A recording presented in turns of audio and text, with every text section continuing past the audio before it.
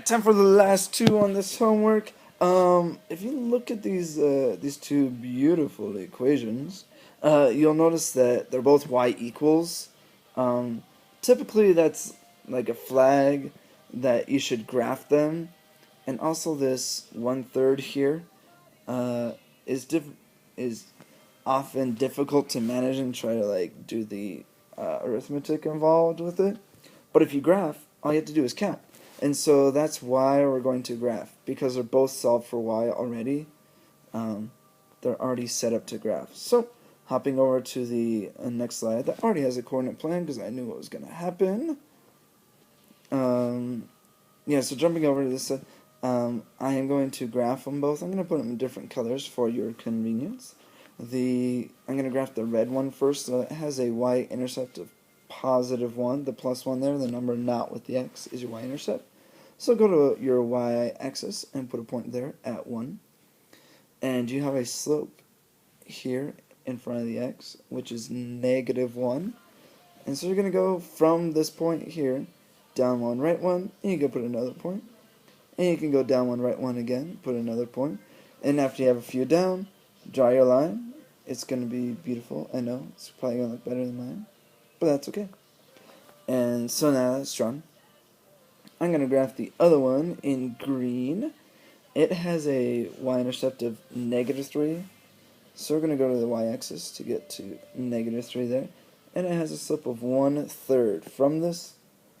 So from my y-intercept, the -3 there, I'm going to go up 1, right 3, and put a point there. Up 1, right 3. You can put a few points down, draw your line.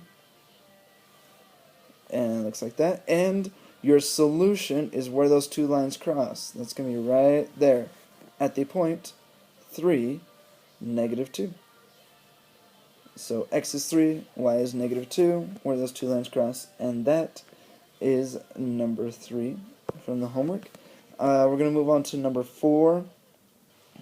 This one, I'm going to say it's the elimination, because if you look at your coefficients on your y, they're the exact same.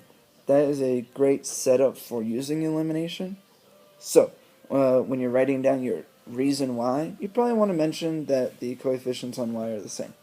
So if we take that first equation and we subtract the second one, the y's are going to disappear. And that's the fantastic part of elimination. So I'm just going to start from the left and work my way to the right. -2x minus -4. Whenever you minus a negative, that's the same thing as addition, adding the positive. So -2x plus 4x is going to give me 2x. -9y minus -9y. Remember, subtracting a negative is the same thing as adding a positive. So -9y plus 9y gives me 0y. So I'm not going to bother to write it down. I think it goes like 0y there. -25 minus -23. Remember, subtracting negatives is the same thing as adding a positive. So -25 plus 23 is going to give me -2. So now I am left on my my equation is just 2x equals -2. So if I divide by that 2 to get x by itself, I get x is -1. Yay! There's a lot of -1x. Anyway, you're just going to take this number and you're going to plug it into one of your equations because you're trying to get y in addition to x. So I'm going to plug it into that top one because it has a slightly smaller number with the x. So -2 gets times by -1, which is what x is. You get subtract 9y equals -25. The -2 times -1 is going to give you +2. So you got 2 minus 9y equals -25. You got to get y by itself. So first get rid of the 2 by subtracting 2 from both sides to get -y equals -27. Your last step here is divide by the -9, divide by -9, to get y equals -27 divided by -9. Negative divided by negative is positive, and 27 divided by 9 is 3. So you got y equals 3. So you get the point -1, 3, because x is 1 and y is 3. The end.